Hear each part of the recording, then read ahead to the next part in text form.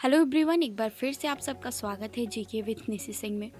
तो आज की इस वीडियो में हम देखेंगे सोलर सिस्टम यानी कि सौरमंडल के बारे में।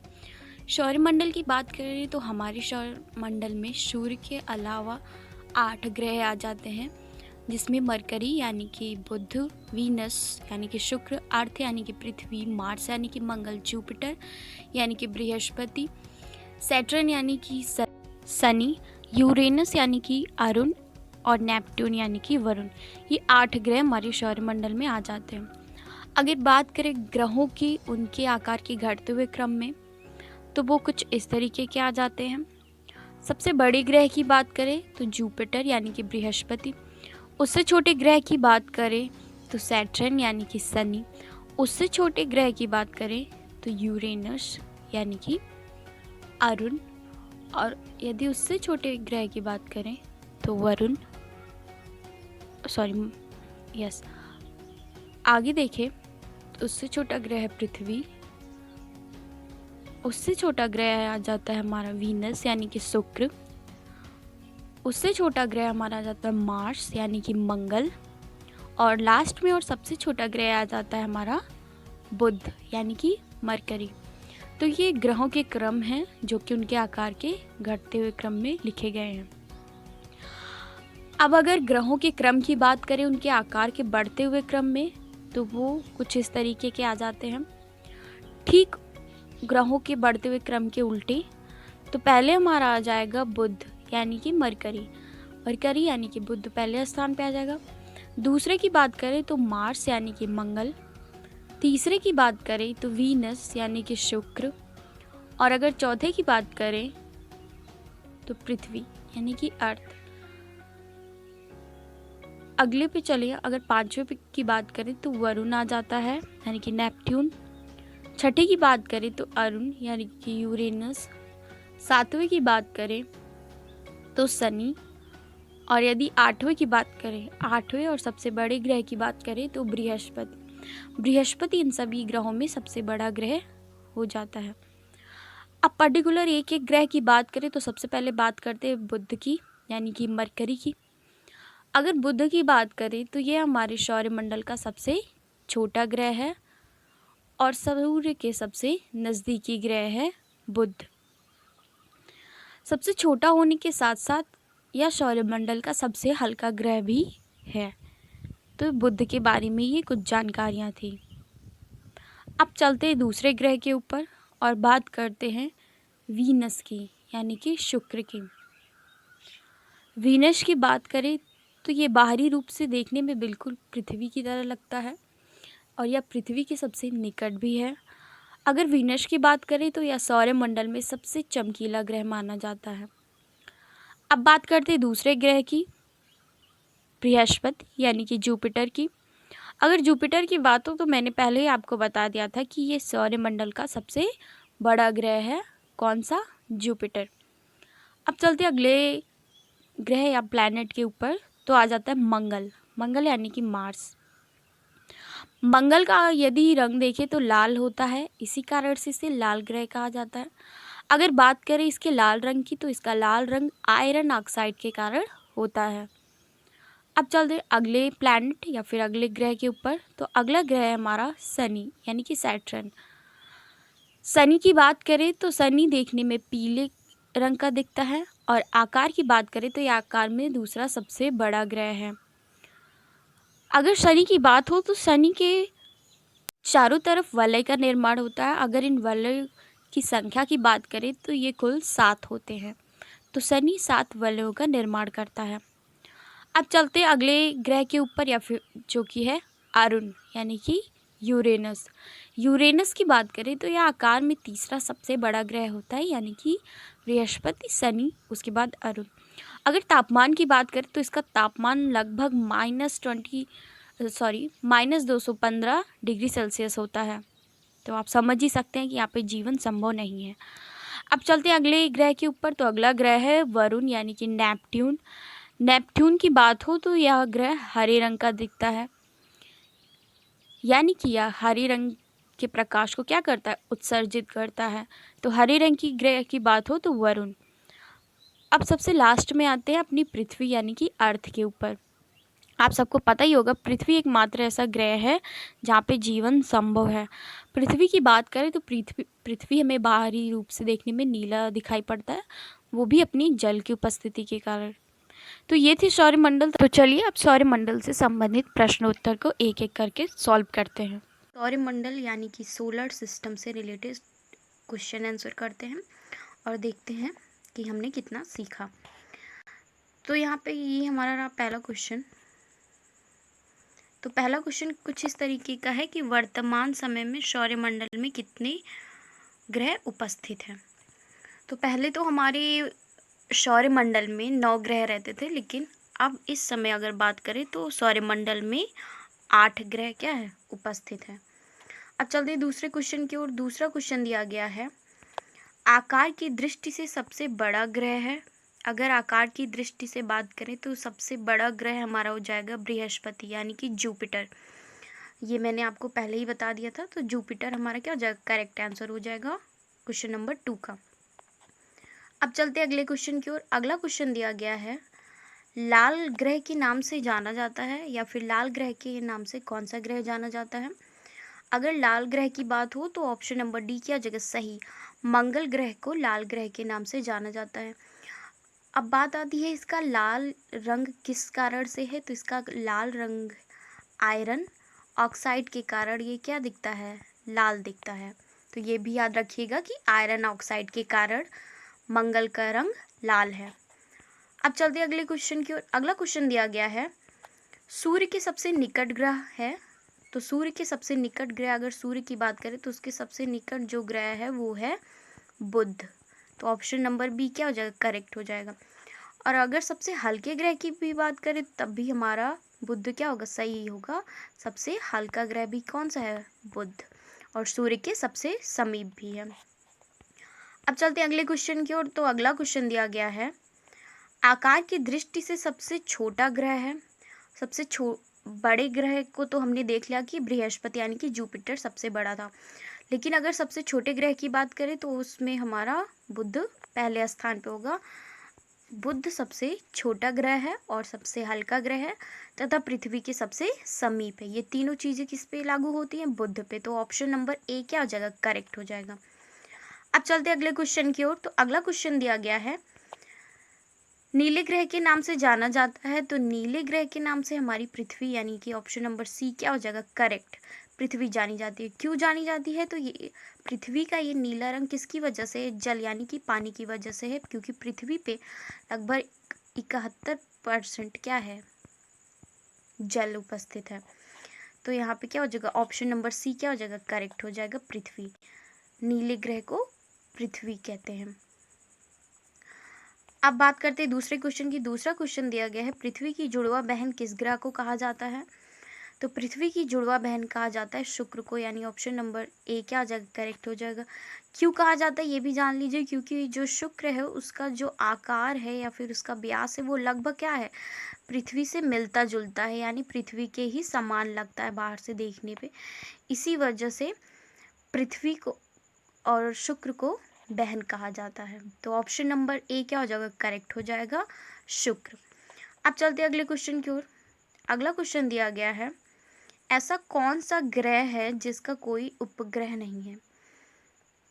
तो ऑप्शन नंबर ए दिया है बुध, बी दिया है शुक्र, सी दिया है ये दोनों, डी दिया है कोई नहीं। अगर ऐसे ग्रह की बात हो जिसका कोई उपग्रह नहीं है तो ऑप्शन नंबर सी करेक्ट हो जाएगा, ये दोनों, यानी बुध और शुक्र दोनों, यानी वीनस और मरकरी दोनों ही क्या हो जाएंगे, करेक्ट हो जाएंगे। इन दोनों ग्रह की कोई उपग्रह यानी कि सैटेलाइट नहीं है।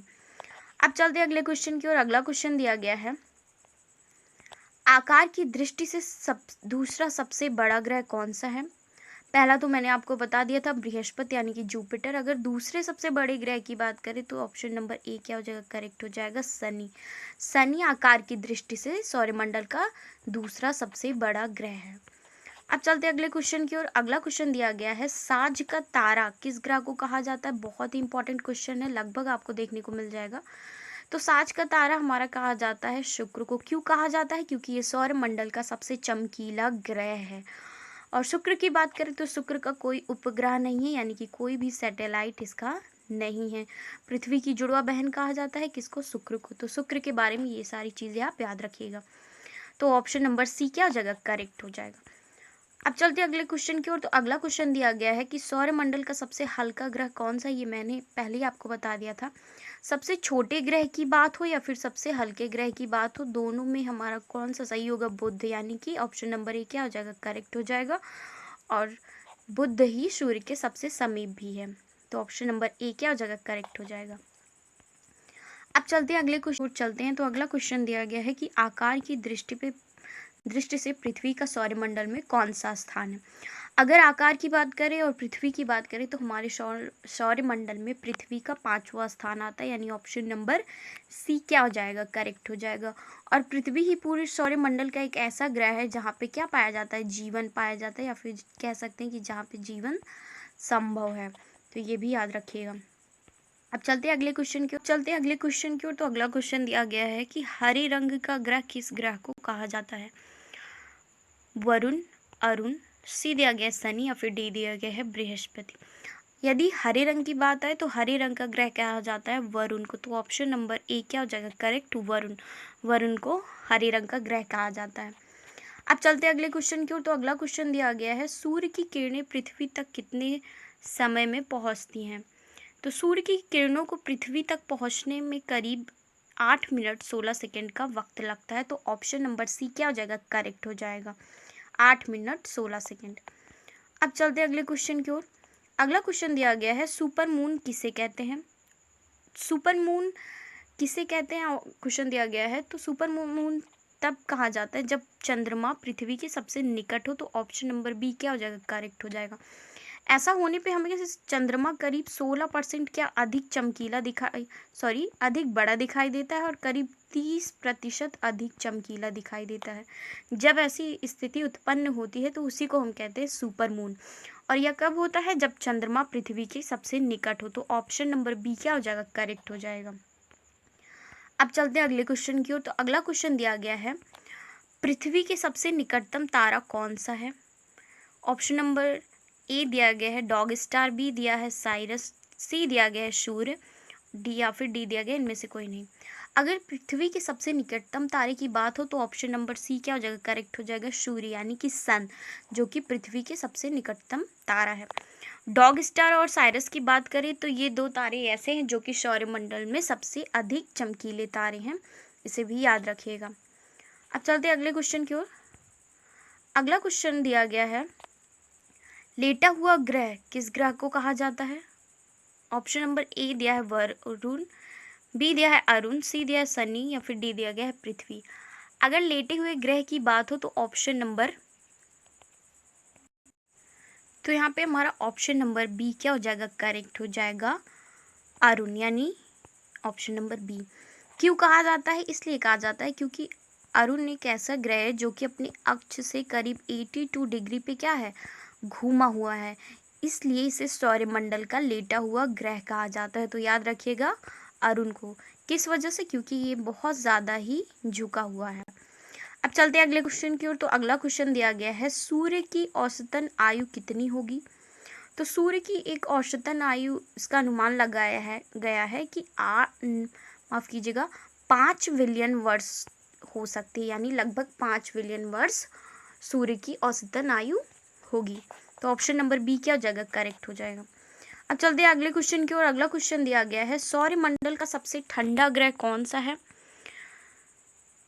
ऑप्शन नंबर ए दिया गया पृथ्वी, बी शनि, सी दिया गया है वरुण, या फिर डी दिया गया है अरुण। अगर सौरमंडल के सबसे ठंडे ग्रह की बात हो तो वो ऑप्शन नंबर सी करेक्ट हो जाएगा, वरुण, जो कि सौरमंडल का सबसे ठंडा ग्रह है। अब चलते हैं अगले क्वेश्चन की ओर। अगला क्वेश्चन दिया गया है प्रकाश वर्ष किसकी इकाई है? तो प्रकाश वर्ष दूरी की इकाई है, और यह तारों से तारों के मध्य की दूरी ज्ञात करने के लिए क्या किया जाता है? यूज़ किया जाता है, यानी ये दूरी की इकाई है प्रकाश वर्ष, इसे भी याद रखिएगा। अब चलते हैं अगले क्वेश्चन की ओर। अगला क्वेश्चन दिया गया है सूर्य से पृथ्वी की औसतन दूरी कितनी होगी? तो सूर्य से पृथ्वी की औसतन दूरी होगी 14.98 करोड़ किलोमीटर, यानी लगभग 15 करोड़ किलोमीटर हम अनुमान लगा सकते हैं। ये सूर्य से पृथ्वी की औसतन दूरी होगी। तो ऑप्शन नंबर ए क्या हो जाएगा, करेक्ट हो जाएगा। अब चलते हैं अगले क्वेश्चन की ओर। अगला क्वेश्चन दिया गया है 22 नंबर का क्वेश्चन है कि सौर मंडल में निम्नलिखित में से किस ग्रह का परिक्रमण काल सबसे कम है। अगर सबसे कम परिक्रमण काल की बात करें तो ऑप्शन नंबर सी करेक्ट हो जाएगा, बुध। क्यों? क्योंकि यह सबसे छोटा ग्रह है और दूसरी ये कि यह सूर्य के सबसे समीप है, इसलिए इसका परिक्रमण काल सबसे कम है। तो ऑप्शन नंबर सी क्या हो जाएगा, करेक्ट हो जाएगा, बुध। अब चलते अगले क्वेश्चन की ओर। तो अगला क्वेश्चन दिया गया है सौर मंडल में कौन सा ग्रह सबसे अधिक घनत्व है, किस ग्रह का सबसे अधिक घनत्व है। अगर सबसे अधिक घनत्व की बात करें तो ऑप्शन नंबर ए क्या हो जाएगा, करेक्ट हो जाएगा, पृथ्वी यानी कि अर्थ का ही सबसे अधिक घनत्व है पूरे सौरमंडल में।